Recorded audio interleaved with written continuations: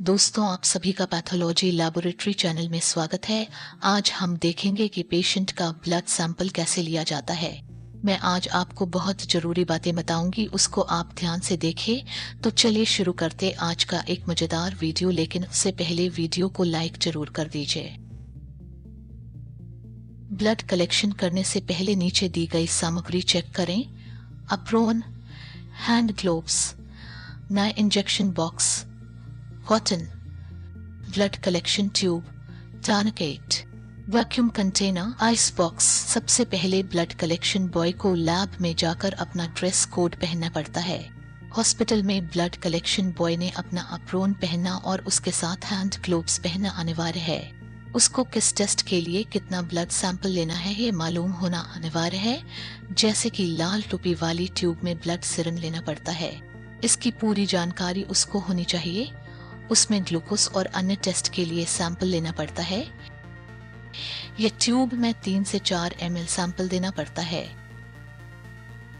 अगली है नीली टोपी वाली ट्यूब, जिसे EDTA ट्यूब भी कहा जाता है। इसमें खून का सैंपल लिया जाता है। इससे जो रक्त की जांच है उसमें खून पतला रहता है। ये ट्यूब में हमारे बॉडी में कितनी सेल है इसका टेस्ट होता है और इसके साथ अन्य इसी प्रकार के टेस्ट होते हैं। इसमें ब्लड सैंपल 3 से 4 ml लेना पड़ता है, जिसको लेने के बाद ट्यूब को हिलाना महत्वपूर्ण होता है। इसके अलावा कलेक्शन बॉय को सभी प्रकार के टोपी वाले ट्यूब का पूरा नॉलेज होना चाहिए, वरना वह अच्छी तरीके से सैंपल नहीं ले सकते और उसका रिजल्ट अच्छा नहीं मिल सकता। सबसे पहले पेशेंट को बैठाया जाता है, उसके बाद उसके हाथों में टोर्निकेट बांधा जाता है। उसके बाद उस पेशेंट को अपनी मुट्ठी बंद करने के लिए कहा जाता है। ऐसा करने से उसकी नर्व नस अच्छी तरीके से दिखती है। जहां से हमें सैंपल लेना है वहां पर स्पिरिट स्वाब से अच्छी तरीके से सैनिटाइज करना अनिवार्य है। इसमें अल्कोहल की मात्रा 70% होनी चाहिए। उसके बाद साफ की गई त्वचा को दोबारा हाथ ना लगाएं। नहीं सुई लेनी है और उसके ऊपर की कैप निकालनी है, जैसे वीडियो में दिख रहा है, और उसको होल्डर में अच्छी तरीके से फिट करना है, जैसा कि आप वीडियो में देख रहे हैं। टिकाद जो पेशेंट की नस दिख रही है उसमें अच्छी तरीके से 30 डिग्री में सुई को अच्छी तरीके से घुसाना है। इस तरीके से घुसाने से ब्लड सैंपल हमें ट्यूब में लेने में आसानी हो और पेशेंट को कोई इंजरी ना हो, इसलिए ऐसा एंगल रखना होता है। उसके बाद जो भी टेस्ट से लिखी है उसके हिसाब से ट्यूब को होल्डर में डालकर अच्छी तरीके से सैंपल कलेक्शन करें। उसमें लाल कलर की टोपी वाली या नीले कलर की टोपी वाली ट्यूब डालकर सैंपल ले। सैंपल लेने के बाद पेशेंट को मुट्ठी छोड़ने के लिए कहे, उसके बाद टोर्निकेट छोड़ दे।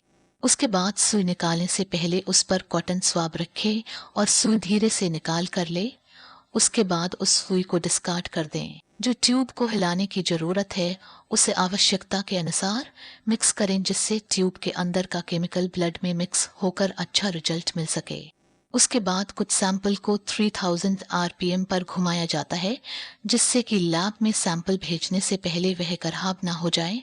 इसके लिए उसे सेंट्रीफ्यूज किया जाता है। उसके बाद उस सैंपल को या उन सैंपल को एक आइस बॉक्स या कूल बॉक्स में रखा जाता है। उसका तापमान 2 डिग्री से 8 डिग्री के बीच में होना चाहिए। इसके बाद उसको अच्छी तरीके से पैकिंग करके लैब में भेजने के लिए तैयार किया जाता है।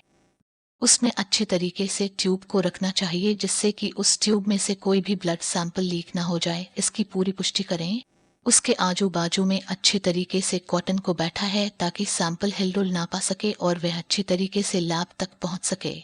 उसके बाद उस सैंपल को लैब में भेज दे। लैब में जाने के बाद उस सैंपल को पूरी तरीके से चेक करें और प्रोसेस के लिए